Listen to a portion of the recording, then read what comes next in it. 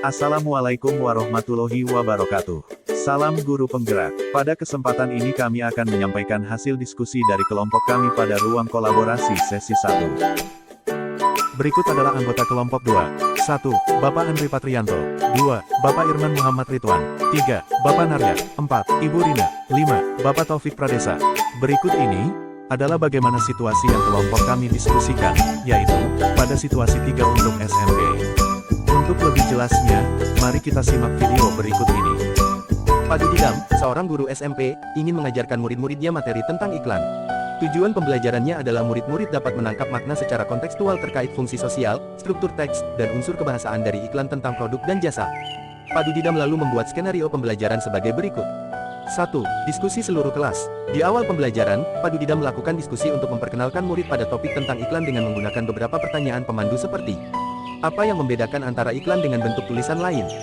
Iklan apa yang benar-benar menarik untuk kalian? Apakah dibutuhkan biaya untuk membuat sebuah iklan? Jenis pekerjaan apa yang tersedia dalam periklanan? 2. Kerja individu atau pasangan atau kelompok kecil.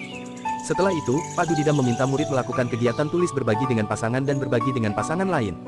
Secara individu, murid akan diminta menulis 3 hingga 5 iklan yang menarik bagi mereka.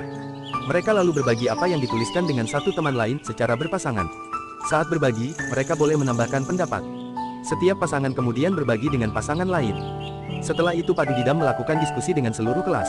Ia akan menggunakan daftar iklan yang ditulis oleh masing-masing kelompok sebagai contoh, kemudian membahasnya dengan menekankan pada target audiens sasaran. Pesan utama, mengapa beberapa iklan lebih efektif daripada yang lain. Pak Dudidam lalu memperjelas konsep dan istilah periklanan sesuai kebutuhan. 3. Kerja kelompok kecil. Murid akan diminta untuk membentuk kelompok yang terdiri dari 4-5 orang untuk mendiskusikan kelebihan dan kekurangan berbagai jenis iklan.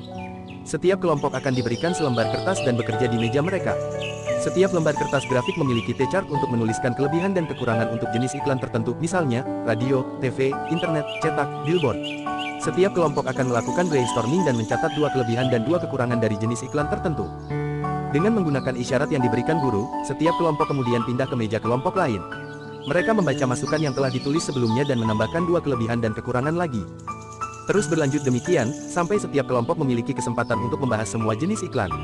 4. Pak Dudidam lalu mengumpulkan kembali murid sebagai satu kelompok besar. Ia lalu memfasilitasi diskusi yang diperlukan untuk memperjelas dan/atau memperluas pemahaman konsep seperti target audiens, kejelasan pesan, dan penggunaan fitur kebahasaan dan desain seperti pemilihan judul, teks, gambar, dan format.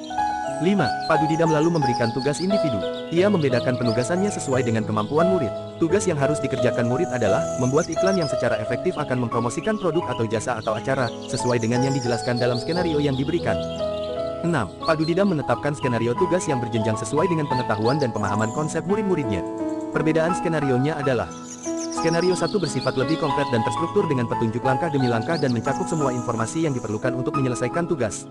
Skenario 2 kurang terstruktur dan lebih terbuka dibandingkan skenario 1. Dan skenario 3 bersifat konseptual dan terbuka dan membutuhkan riset. 7. Pak Dudidam mendorong murid untuk memilih lokasi di kelas yang mendukung cara mereka belajar dengan baik, misalnya, sendirian di tempat yang tenang, dekat teman untuk memudahkan bertanya jika bingung, atau di area ruangan yang lebih ramai bersama murid-murid lain yang memungkinkan mereka untuk saling berbagi ide. Selanjutnya adalah hasil diskusi dari kelompok kami. Apakah kebutuhan belajar murid yang berusaha dipenuhi oleh guru tersebut? Kebutuhan belajar murid yang berusaha dipenuhi yaitu kesiapan belajar murid, minat belajar murid, dan profil belajar murid.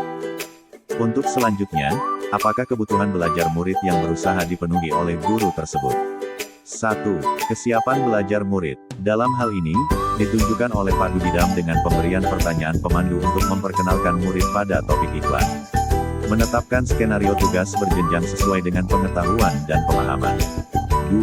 Minat belajar murid. Ditunjukkan Pak Dudidam dengan meminta murid untuk melakukan kegiatan tulis berbagi dengan pasangan lain dan secara individu meminta murid untuk menuliskan 3 hingga 5 iklan yang menarik bagi mereka. 3. Profil belajar murid. Pak Dudidam mendorong murid untuk memilih lokasi yang mendukung cara mereka belajar dengan baik. Misalnya, sendirian di tempat yang tenang, dekat teman untuk memudahkan bertanya jika bingung. Di area ruangan yang lebih ramai bisa bersama murid lain untuk saling berbagi ide. Pertanyaan selanjutnya, yaitu bagaimana cara guru tersebut menentukan kebutuhan belajar muridnya. Dari kesiapan belajar murid, Pak Dudidam menentukan kesiapan belajar murid dengan membuat pertanyaan pemandu, Membuat kegiatan berjenjang, menerapkan skenario tugas yang berjenjang berdasarkan pengetahuan dan pemahaman konsep muridnya. Memberikan penugasan sesuai dengan kemampuan muridnya. Dari minat belajar murid, Pak Dudidam menentukan minat belajar murid dengan meminta muridnya menuliskan iklan yang menarik bagi mereka. Memberikan kesempatan kepada murid untuk berbagi pendapat ke semua temannya. Selanjutnya dari profil belajar murid, Pak Dudidam melalui analisis profil belajar murid yaitu memfasilitasi belajar murid dengan variasi konten, proses, dan produk.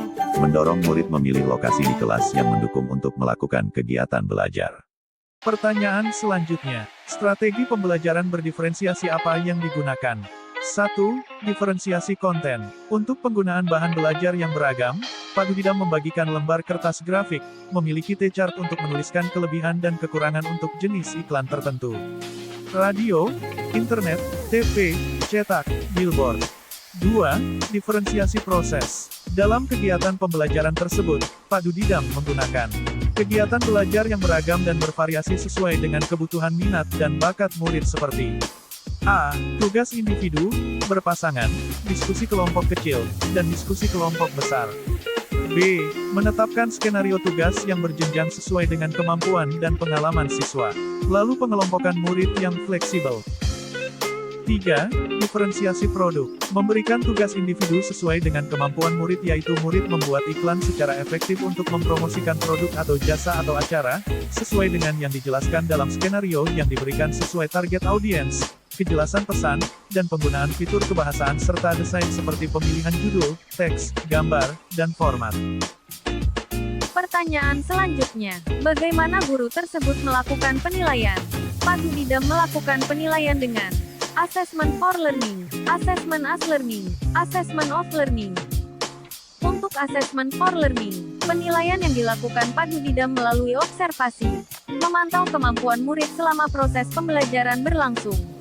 Pak Dudidam menerapkan pembelajaran dalam beberapa kelompok murid, dari individu, berpasangan, kelompok kecil, hingga diskusi kelas.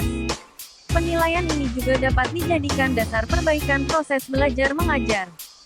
Untuk Assessment as Learning, penilaian proses belajar, ketika Pak Dudidam melibatkan murid secara aktif saat diskusi kelas, mengumpulkan kembali murid menjadi satu kelompok besar, lalu memfasilitasi diskusi yang diperlukan untuk memperjelas dan memperluas pemahaman konsep. Untuk Assessment of Learning, penilaian yang dilakukan setelah proses pembelajaran selesai yaitu Pak Dudidam membedakan penugasannya sesuai dengan kemampuan murid. Tugas yang harus dikerjakan murid adalah membuat iklan secara efektif akan mempromosikan produk, jasa, atau acara sesuai dengan yang dijelaskan dalam skenario yang diberikan. Demikian pemaparan hasil diskusi dari kelompok kami, semoga bermanfaat. Terima kasih, dan wassalamualaikum warahmatullahi wabarakatuh.